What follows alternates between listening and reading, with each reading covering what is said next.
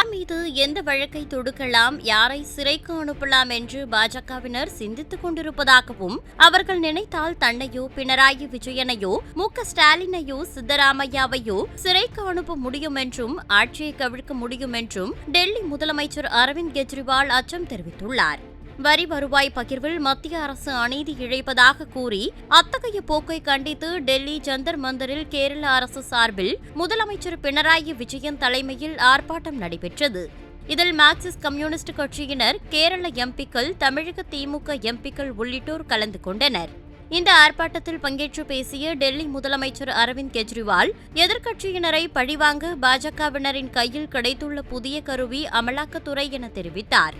இதுவரை குற்றம் மெய்ப்பிக்கப்பட்டால்தான் ஒருவரை சிறைக்கு அனுப்புவது வழக்கம் என்றும், ஆனால் பாஜக ஆட்சியில் யாரை சிறைக்கு அனுப்ப வேண்டும் என தீர்மானிக்கிறார்களோ அவர் மீது வழக்கு தொடுக்கப்படும் என்றும் கெஜ்ரிவால் குறிப்பிட்டுள்ளார்.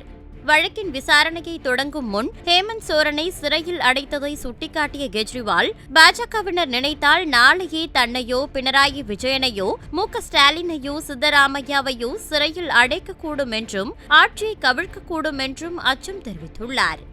तो इस तरह से दिल्ली के अंदर तो आप सब लोग देख ही रहे हैं कि हर काम के अंदर किस तरह से लेफ्टिनेंट गवर्नर हर काम के अंदर, छोटे से छोटे काम के अंदर टांग अड़ा रहे हैं।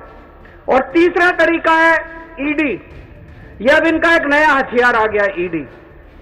अभी तक इस देश के अंदर यह कानून होता था कि अगर आपने कोई क्राइम किया तो उसकी जांच होती थी, फिर उसमें मुकदमा चलता था। मुकदमे में तय होता था कि कौन कौन दोषी है, कौन कौन निर्दोष है। जो दोषी है उसको सजा मिलती थी, वो जेल जाता था। मुकदमे के बाद, मुकदमा खत्म होने के बाद आदमी जेल जाता था जिसको दोषी माना जाता था। अब अब तय कर लेते हैं कि इसको जेल भेजना है, तो उसको पकड़ लेते हैं, उसको जेल में डाल देते हैं, फिर सोचते हैं अब इस पे क्या मुकदमा करें, इस पे क्या केस बनाएं। फिर ये केस बनाते हैं और केस बनाने के बाद फिर वो तब तक जेल में रहता है जब तक कि मुकदमा पूरा ना हो जाए और वो निर्दोष साबित ना हो जाए। हमारे देश के अंदर 15-15 साल लग जाते हैं मुकदमे पूरे होने में। तो 15-15 साल किसी को भी पकड़ के जेल, यह भी पीएमएलए जो कानून लेके आए उसमें ही लिखा है कि जब तक उस आदमी को, किसी को भी पकड़ के जेल में डाल दो और जब तक उस आदमी का मुकदमा पूरा नहीं हो जाता, वो निर्दोष साबित नहीं हो जाता, तब तक वो जेल से बाहर नहीं आएगा। ये तो बहुत खतरनाक है। अभी हेमंत सोरेन साहब को इन्होंने जेल में डाल दिया, अभी तक उनके ऊपर कुछ भी साबित नहीं हुआ है, अभी उनके ऊपर मुकदमा नहीं चला है, अभी मुकदमा शुरू भी नहीं हुआ है, अभी जांच चल रही है। लेकिन अगर मुकदमे को 15 साल लगे तो हेमंत सोरेन साहब 15 साल जेल में रहेंगे। और ये तो किसी को भी कर दें, कल मुझे पकड़ के जेल में डाल देंगे, विजयन साहब को पकड़ के जेल में डाल देंगे, स्टालिन साहब को पकड़ के जेल में डाल देंगे, सीतारामैया साहब को पकड़ के जेल में डाल देंगे, सुखविंदर जी को, किसी भी को भी पकड़ के जेल में डाल देंगे और सरकार गिरा देंगे। हेमंत सोरेन साहब को जेल में डाला, उसके बाद 48 घंटे तक ये लोग तोड़ने की कोशिश करते रहे, जेएमएम को तोड़ देते हैं। ये तो भगवान का भला और जेएमएम वालों का महान है, जेएमएम वाले जो टूटे नहीं इनके सामने। तो ये अब ये किसी भी को भी पकड़ के जेल में डाल देंगे, उसकी सरकार तोड़ देंगे और फिर अपनी सरकार बना लेंगे। ये क्या है, ये क्या चल रहा है? कह रहे हैं केजरीवाल भ्रष्ट है। मैं पूछना चाहता हूं, मैंने दिल्ली में बिजली सस्ती, बिजली फ्री कर दी दिल्ली के अंदर, मध्य प्रदेश में, गुजरात में, उत्तर प्रदेश में सबसे महंगी बिजली मिल रही है देश में। तो बिजली फ्री करने वाला चोर है कि बिजली महंगी करने वाला चोर है?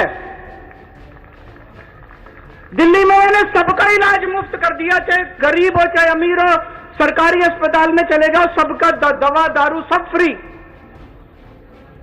मध्य प्रदेश में, गुजरात में, उत्तर प्रदेश में चले जाओ, इतना महंगा इलाज, सरकारी अस्पतालों का बेड़ा गर्क कर दिया इन लोगों को। मैं पूछ रहा हूं, लोगों का इलाज फ्री करने वाला चोर है कि लोगों का इलाज महंगा करने वाला चोर है? किसी को भी पकड़ के चोर चोर चोर चोर चिल्लाना चालू कर देते हैं लोग। तो दोस्तों, देश का बहुत बुरा हाल है। मैं विजयन साहब को बहुत बहुत बधाई देना चाहता हूं, उन्होंने आज ये अलख जगाई है, सबको इकट्ठा किया है। ये देश केवल हमारा नहीं है, ये देश 140 करोड़ लोगों का है। और आज मैं बीजेपी वालों को कहना भी चाहता हूं, समय का चक्र घूमता है, समय बड़ा बलवान है, अहंकार मत करो, भगवान ना करे कल समय का चक्र जब घूमेगा और तुम इधर होगे और हम उधर होएंगे, कहीं ऐसा ना हो कि यही कानून। செய்திகளை உள்ளது உள்ளபடி தெரிந்து கொள்ள ரெஃப்ளெக்ட் நியூஸை சப்ஸ்கிரைப் பண்ணுங்க.